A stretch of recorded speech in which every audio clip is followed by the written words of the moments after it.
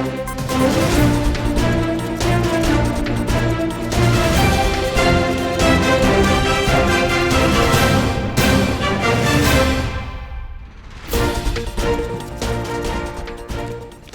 2017년 수능이 끝났습니다. 시험 치른 학생들 고생하셨습니다. 이제 2018년도 수능을 또 대비해야 될 때가 왔는데요. 특히 고2 학생들한테 말씀드리고 싶습니다. 딱 지금으로부터 1년 뒤에 수능을 칩니다. 많은 고2 학생들이 그렇게 생각 안 하시고요. 고3이 되고 나서야 자기가 고3이라고 생각해요. 그러면 이미 늦었죠?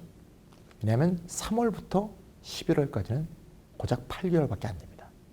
따라서 고2 학생들은 내가 고3이 돼야 고3이 아니고 바로 내 선배들이 시험을 친 오늘부터 고3이다. 나는 지금부터 고3이다. 이런 생각을 갖고 지금부터 하루하루 수험생으로서 생활한다는 생각을 갖고 임해 주셔야지 1년 뒤에 따뜻한 겨울을 맞이할 수 있다. 이렇게 말씀드리고 싶습니다. 자, 오늘은 김찬희 뉴스룸 8회인데요. 이 8회는 2018년도 수능을 대비한 1회에 해당하겠습니다. 2018년도에 수능과 대입을 도전하는 모든 분들을 위해서 이제 김찬희 뉴스룸 시작해 보도록 하겠습니다. 자, 먼저 첫 번째 얘기로 2018년도 대입의 기본 일정부터 먼저 살펴보도록 하겠습니다. 쫙 나오네요. 어휴, 네. 아는 얘기도 있고 조금 불분명하게 아는 것도 있으니까 하나하나 좀 찝어드리면 되겠습니다. 다시 도전하는 학생들이야 이미 겪어본 거니까 스킵해도 되겠지만 고2 학생들은 한번 정리하고 넘어가는 게 제일 처음에는 필요할 것 같습니다. 자, 맨 앞에 원서 접수란 말 보이죠? 네, 원서 접수가 9월 11일부터 15일까지 진행이 되는데 그중에서 3일 이상입니다. 이게 대학마다 다 달라요. 무슨 원서 접수? 네, 수시 원서 접수. 9월 11일부터 15일까지. 자, 6장의 원수를 이제 보통 넣게 돼 있죠. 보통 이제 5만 원, 6만 원 합니다, 원서가. 그래서 보통 한 30만 원, 40만 원 이 정도 든다. 이렇게 생각하시고요. 준비를 하셔야 됩니다, 그것도. 그다음에 두 번째가 전형 기간이라는 말이 있죠. 용어가 좀 어렵습니다. 전형 기간이라는 게 9월 11일부터 12월 13일까지 굉장히 길죠. 즉 대학 자율이다 그 말입니다. 대학 자율로 저 기간 내에 실시하면 된다. 뭐를? 전형을. 그럼 전형이라는 게 뭐냐? 무슨 전형이죠 지금? 수시 전형이죠. 전형이 뭐냐? 수시에 지원한 학생들이 제출한 서류도 검토하고 그 다음에 대학별 고사가 세 종류가 있죠. 논술, 면접, 적성검사. 이런 대학별 고사를 실시하는 기간 이걸 통틀어서 전형기간이라고 부릅니다. 그래서 이 기간 동안에 여러분들의 합, 불합 이거를 가리게 되어 있죠. 자, 그 다음에 세 번째로 그 다음에 합격자 발표를 한번 보시죠. 합격자 발표 뭐? 역시 수시 합격자 발표. 요게 이제 12월 해서 21일까지 합격자 발표하고 등록이 다 끝나는데요. 요 합격자 발표가 뭐냐? 이른바 최초 합격자입니다. 처음으로 합격한 사람을 발표하는 그게 합격자 발표고요. 그 밑에 뭐라고 써있죠? 네, 미등록 충원. 미등록 충원이라는 게 다시 말해서 흔히 말하는 추가 합격이 되겠습니다. 엄밀하게 말하면 추가 합격이라는 말은 정확히 없고요. 정확히 말하면 미등록 충원 합격인데요. 그냥 뭐 편의상 추가 합격이라고 하죠. 여러분들 선배들 보시면 뭐 예비번호 몇 번을 받았다는 그런 거 많이 들으셨죠? 그 예비번호가 바로 추합, 충원 합격생을 뽑는 번호의 순서입니다. 따라서 아까 합격자 발표하고 등록이 12월 20일 날 끝났어요. 그러면 여러 군데 합격한 학생들이 그러면 5군데 합격했다 내가 최초 합격이 4군데는 등록을 안 하고 한 군데만 등록하면 4군데가 B죠. 빈 게 뭐예요? 미등록. 네. 빈 미등록을 채워넣는 미등록 추합을 실시하는데 며칠 동안 실시하냐? 그럼 보세요. 12월 22일부터 27일까지. 통보기간이 며칠입니까? 6일입니다. 6일. 이게 올해는 며칠이었냐? 올해는 7일이었어요. 올해보다 하루가 줄었습니다. 통보기간이 하루 줄면 당연히 미등록 충원도 덜 실시하게 되는 겁니다. 미등록 충원이 학교마다 다릅니다만 보통 3회, 4회, 5회, 6회 보통 5회 정도 실시하는 경우가 많습니다. 근데 기간이 하루 줄면 학교에 따라서는 횟수가 줄어들 수도 있어요. 그럼 수시 모집 인원이 줄어들고 다 모집 못하는 인원은 정시로 넘어가게 돼 있다. 요 점 잊지 않으시면 되겠습니다. 자, 미등록 충원할 때는 말이죠. 1차, 2차 같을 때는 보통 홈페이지도 발표하고요. 예, 또 그다음에 전화도 해줍니다. 근데 뭐 3차, 4차 넘어가면 전화만 돌리는 경우가 있어요. 그래서 보통 학교마다 규정이 있는데 전화를 3번 돌렸을 때 받지 않는다 그러면 넘어가게 돼 있습니다. 내가 예비번호 13번인데 13번인 우리가 전화를 3번 못 받았어. 그러면 14번으로 넘어갑니다. 그래서 전화기는 항상 몸에, 품 안에 갖고 계시는 그런 기간이 돼야 된다. 이렇게 보실 수 있고요. 수시가 다 끝나면 뭐가 될까요? 예, 정시 모집이 시작되죠. 그래서 정시 모집은 그냥 쭉 보시면 됩니다. 정시 모집은 수능 친 다음에 후에 지원하기 때문에 수시보다 간명하고요. 그냥 남들 할 때 가군 할 때 가군 넣고 나군 할 때 나군 넣고 다군 할 때 다군 넣어서 3개를 지원하시면 되겠습니다. 뭐 잘 아시겠지만 수시에서 합격하면 정시 지원 자격이 없죠. 뭐에 합격하면? 최초 합격하면 충원 합격하면. 둘 다 수시에서 최초 합격하건 충원 합격하건 추합이건 최초합이건 수시에서 합격하면 한 곳이라도 합격하면 정시 지원 자격이 없다는 거 명심하시고요. 다만 뭐 카이스트, 디지스트, 지스트, 유니스트, 사관학교, 경찰대 뭐 이런 식의 한예종 이런 특수학교들은 수시 합격해도 정시 지원 자격이 여전히 유효하다는 점, 이 점도 참고해 주시면 되겠습니다. 마지막으로 수능일은 2017년 11월 16일로 정해져 있습니다. 수능일은요.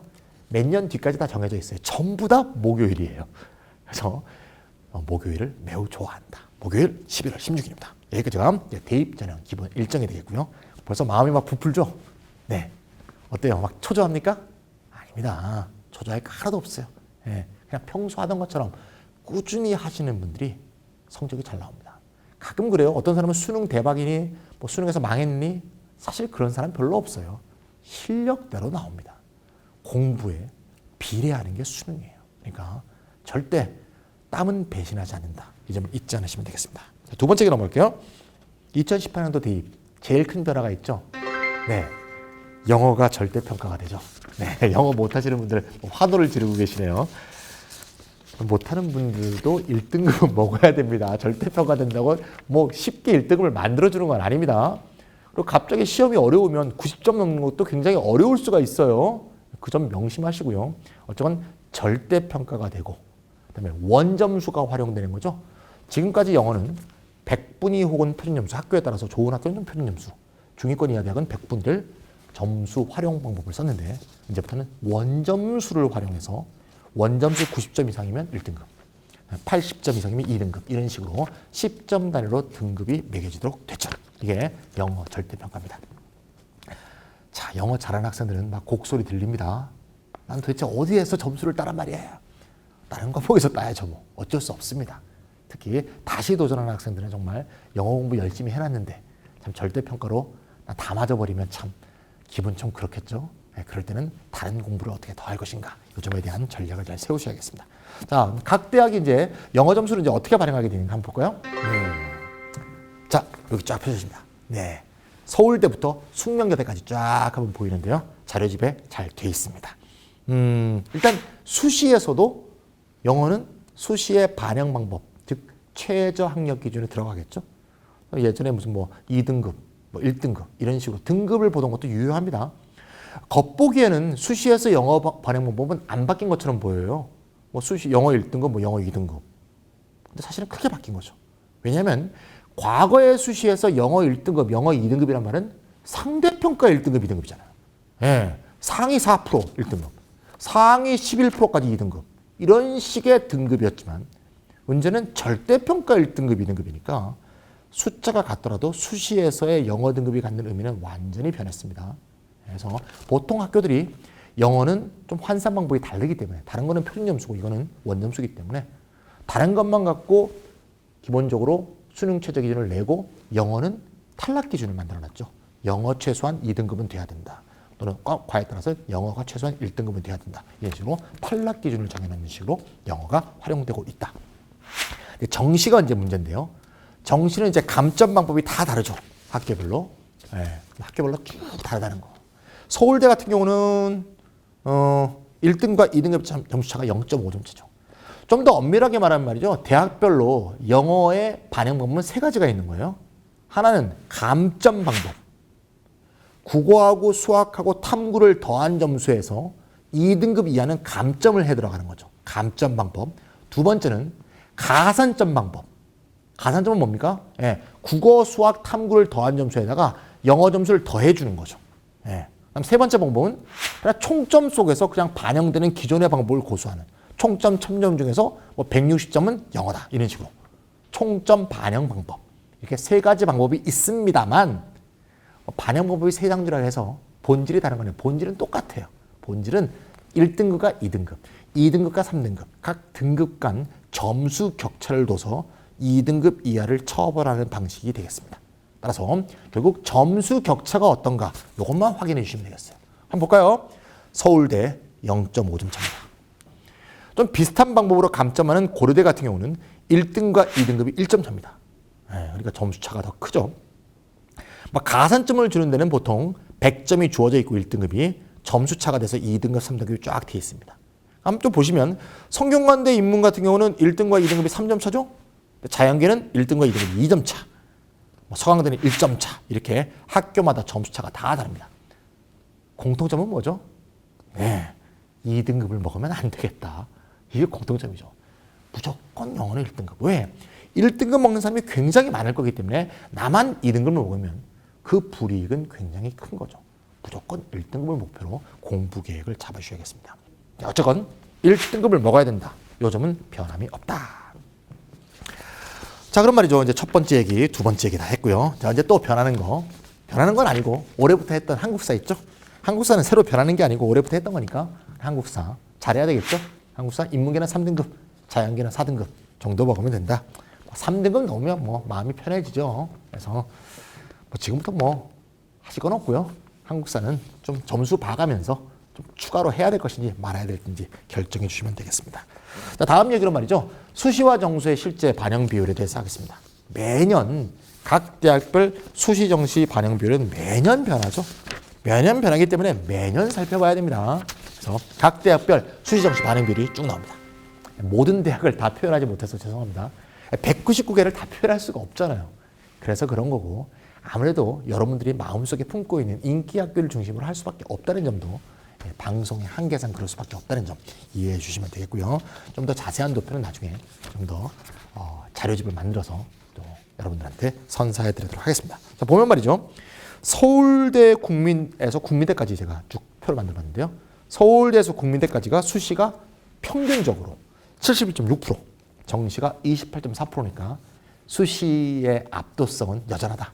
그래서 서울대부터 국민대까지 합치면 7대 3이다. 이렇게 보시면 되겠습니다.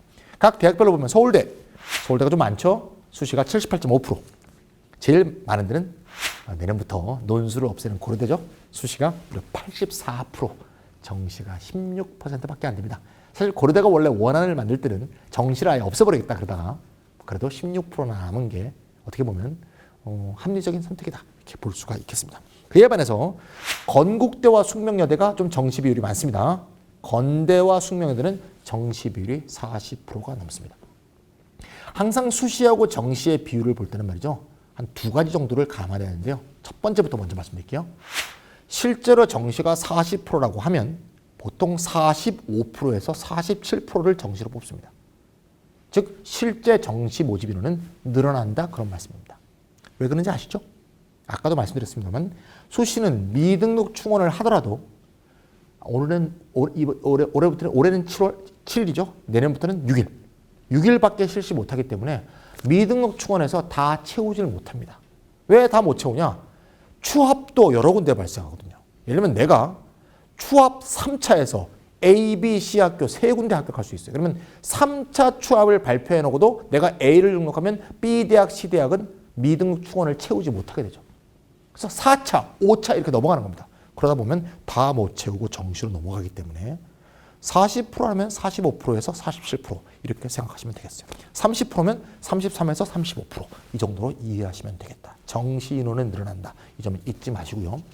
두 번째로 감안할 것은 수시가 7, 정시가 3 그래갖고 수시로 못 가면 마치 지구가 망할 것처럼 우주가 폭발할 것처럼 이렇게 괜히 떠는 분들이 있어요. 특히 학교에서 또는 어떤 입시기관에서 그런 식의 좀 더 말하자면 그 공포를 조장하는 그런 경우가 가끔 있는데 절대 그러시면 안 돼요. 수시가 7이고 정시가 3이지만 명심할 것은 수시는 전형이 한 종류가 아니죠. 정시는 전형이 한 종류죠. 보통 정시 일반 전형 한 종류밖에 없습니다. 학교마다 조금 차이는 있습니다만. 하지만 수시는 여러분 아시잖아요. 학생부 교과 있죠? 학생부 종합 있죠? 논술 있죠? 특기자 전형 있죠? 사회배려 사회기자 전형 있죠? 예체능 전형 있죠? 보통 이 전형들은 동시에 지원할 수 없는 전형들이죠. 동시에 지원한다 그러면 학생부 교과와 종합을 같이 지원하는 경우는 있어요. 하지만 특정 지역의 경우는 그것도 쉽지 않은 경우가 있습니다. 예, 교과와 종합을 같이 지원할 수 없는 지역에서 공부하는 학생들도 많아요. 그래서 즉 수시에서의 다양한 전형은 동시에 지원할 수 없다. 그래서 논술, 학생부 교과, 종합, 특기자, 사회배려, 예체능을 다 더해서 70%라 하더라도 실제로 내가 지원할 수 있는 수시 전형은 70%가 아닌 거죠. 그 점은 명심할 필요가 있습니다. 너무 말이죠. 입시기관이 서울대를 중심으로 설명하는 경향이 있어요. 서울대는 수시가 2종류밖에 없고 이 2종류도 전형 종류가 같죠. 둘 다 학생부 종합이죠. 그러니까 서울대 같은 건 78%가 수시다. 그럼 78%가 다 학생부 종합이니까 학생부 종합이 정말 정시보다 훨씬 중요한 학교죠. 서울대를 가고 싶다면 학생부 종합으로 가지 못하면 정시는 정말 바늘구멍이죠. 하지만 대부분의 대학은 그렇게 수시가 단순하지 않습니다. 제 표 하나만 한번 예를 들을까요? 서울시립대 봅시다. 서울시립대는 내년에 좋은 뉴스가 나올지도 몰라요. 최근에 서울시장께서 서울시립대를 등록금을 무료로 하는 안을 검토 중에 있다고 합니다. 확정은 아직 안 됐어요. 지금도 등록금이 반값인데 무료가 되면 난리 아닐 겁니다. 네. 요새 지금 경제적으로 매우 어렵지 않습니까? 경제 위기 상황인데 지금. 서울시립대 봅시다. 논술이 몇 프로? 9.8%. 수시 학생부 교과가 11.4%. 쭉 합치면 수시가 총 61%예요. 수시가 61, 정시가 39니까 어머 수시로 가야겠군. 이렇게 생각하면 안 된다 이거예요. 수시 61, 정시 39라서 수시가 많지만 학생부 종합을 준비한 학생 입장에서 볼 때는 수시가 29%밖에 없는 거예요. 학생부 교과를 준비한 어떤 학생의 경우에는 수시가 11.4%밖에 없는 거예요. 나는 내신은 완전히 망했어. 내신은 포기야. 그럼 학생부 교과 종합이 100%를 뽑건 80% 뽑건 뭔 의미가 있어. 나 같은 경우는 수시가 뭐밖에 없는 거예요. 내신이 후지니까 논술밖에 없는 거죠. 그럼 논술형 수시에 응시하는 학생은 수시가 9.8%밖에 없는 거예요. 61%가 아니고. 이해가십니까? 그럼 논술형 수시를 대비해서 서울시립대를 지원한 학생의 입장에서는 수시가 9.8%, 정시가 39%예요. 이해가세요? 거기다 정시는 몇 프로 또 늘어나. 정시를 절대 과소평가하면 안 됩니다. 최상위권 학생들은 말이죠. 최상위권 학교들, 보통 상위 7개 학교들은 학생부 종합 또는 학생부 종합과 교과를 더한 게 무조건 정시보다 많아요. 하지만 상위 7위권 이하의 대학들은 학생부 종합과 교과를 더하면 보통 정시와 비슷하던가 아니면 정시보다 그보다 적습니다. 아시겠죠? 따라서 논술은 보통 정시보다 다 적습니다. 그래서 논술형밖에 수시에 대안이 없는 학생은 논술 준비만큼이나 정시가 중요하다는 점, 이걸 잊지 않으셔야 된다. 굉장히 오늘 첫 시간에 중요한 얘기 말씀드렸습니다. 네, 그 다음으로 마지막으로 이제 서울대, 연대, 고대 제일 좋은 대학들이죠. 뭐 가고 싶어하는 이 대학에 대해서 각 대학 전형에 구체적으로 변화된 것을 하나하나 살펴보도록 하겠습니다. 다음에 제가 이제 9회, 10회 계속되면서 앞으로 이제 1년이나 남았습니다. 각 대학별로 중요한 특징들을 다 정리해 드릴 테니까 오늘 첫 시간이라서 서울대, 연대, 고대 중요한 것만 한번 정리해 보겠습니다. 먼저 서울대. 서울대는 수시입니다. 수시가 중요하죠. 수시 일반 전형, 지역균형 선발 말고 일반 전형에서 면접 구술고사를 보죠. 면접 구술고사. 면접 구술고사 서울대는 뭐 지원 준비한 학생들 잘 아시겠지만 과별로 다 과목이 다르죠. 뭐 공대는 수학을 보고 자연대는 자연대 학과별로 다 보는 게 다르죠. 네, 그런데 일부 학과의 경우에 면접 구술 보는 과목이 바뀌었답니다. 한번 볼까요? 네. 먼저 자연과학대학 지구환경학부에 변경 전은 지구과학을 봤는데 변경 후에는 지구과학, 물리화학 중에서 택1 할 수 있답니다. 왜 이렇게 바뀌는 느낌 오시죠? 화원, 물원 하는 학생. 서울대 온다면 투를 했겠죠? 보통 화원, 생투를 한다거나, 그죠? 물리원, 생투를 했다거나, 물리원, 화투를 했다거나. 이런 학생들의 경우에도 지원할 수 있는 기회를 주기 위해서 이렇게 변한 게 아닌가. 어쨌건 선택의 폭이 넓어졌습니다. 그 다음에 농업생명과학대학의 식물생산과학부, 응용생물과학부는 역시 좀 쉬워졌죠. 식물생산과학부는 화학생명과학 두 개를 다 해야 했는데 그중에서 생명과학만 하면 됐고요. 응용생물과학부도 화학생명과학 다 해야 되는데 화학생명과학 중에서 택1 할 수 있답니다. 그래서 지금까지 본 이 세 개 과는 전부 다 구술 면접을 좀 더 쉽게 해주는 면이 있습니다. 네 번째 있는 바이오 시스템 소재학부 있죠? 여기는 아예 과목이 왕창 바뀌어버렸네요. 수학 생명과학을 보다가 물리화학으로 아예 바뀌어버렸습니다. 좀 참 이해하기 어렵네요. 그러면 그동안은 왜 수학 생명과학을 봤던 것인지. 어쨌건 바이오 시스템 소재학부가 물리화학이 굉장히 필요한 학과라고 좀 더 자각성이 높아졌다고 볼 수 있고요. 최근에 굉장히 인기 있는 학교라고 볼 수도 있습니다. 그 다음에 이제 자유전공학부인데 자유전공학부는 인문, 자연이 다 지원할 수가 있죠.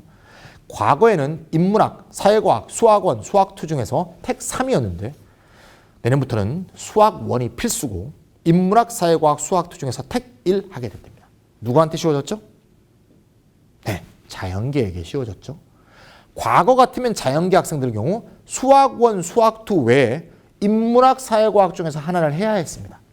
하지만 내년부터는 수1, 수2 이렇게 두 개만 하면 되니까 자연계 학생으로서 매우 쉬워졌다. 인문계 학생도 하나 줄어들었으니까 좀 더 쉬워졌다고 볼 수 있죠. 자연계는 결정적으로 인문계도 약간 쉬워졌다 이렇게 볼 수 있습니다. 이 5개 학과가 전부 조금 구술 면접에 대한 대비가 쉬워졌다 또는 바뀌었다 이렇게 볼 수 있겠습니다. 서울대의 경우 말이죠. 정시 반영 비율에 대한 게 있는데요. 영어는 말이죠. 감점 방법이 됐으니까 반영 비율 속에 들어가지 않습니다. 그래서 33.3, 40, 26.7 이렇게 됐습니다. 자, 연세대 볼까요? 연세대는 말이죠. 가장 중요한 변화가 학생부 교과 전형이 폐지됐습니다. 대신 학생부 교과 전형이 학생부 종합 면접형으로 이름을 바꿔달았습니다. 사실 뭐 큰 변화가 아니에요. 그래서 학생부 종합 면접형으로 바뀌었다. 그러면 기존의 학생부 종합은 어떻게 바뀌었죠? 활동 우수형으로 이름을 역시 바꿔달았습니다. 그래서 그런 식으로 이름만 바꿔달았지 사실 큰 변화는 없습니다. 다만 면접형의 경우에는 수능 최저 기준이 사라졌어요. 면접형은 수능 최저 기준이 없구나.